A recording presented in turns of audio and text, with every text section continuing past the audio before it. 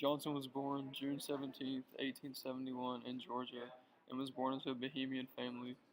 He had one brother and no father figure except his grandfather.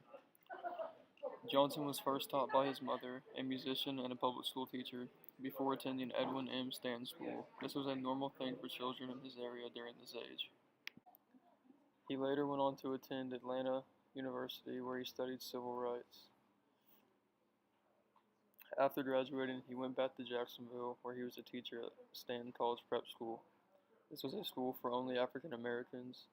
Public schools were still segregated at this time. It was the largest school in the city. When he was 35, he was promoted to principal and was still getting half the income that his white colleagues made. At that school, he improved the education of African Americans by adding 9th and 10th grade to extend education. He then resigned from his principal job and moved on to pursue other goals. In 1901, Johnson moved in with his brother in New York City to make music. This is one of their songs that was written by the Johnson brothers.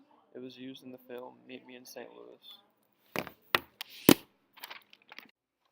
While attending Atlanta University, Johnson was still a well-known campus speaker who was very influential on a lot of people. He then founded the Daily American newspaper. In 1895, this newspaper was actually very important because others imposed racial segregation.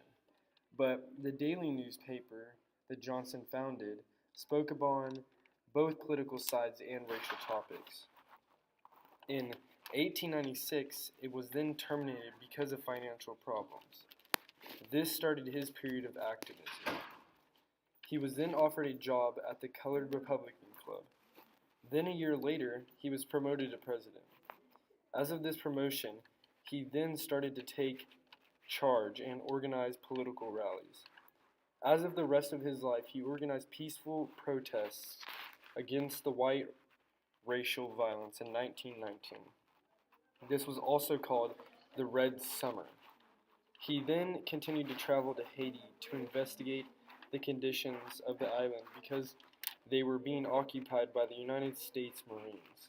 Before he passed away in 1938, at an age of 67, he was chosen as the first black executive secretary of the NAACP.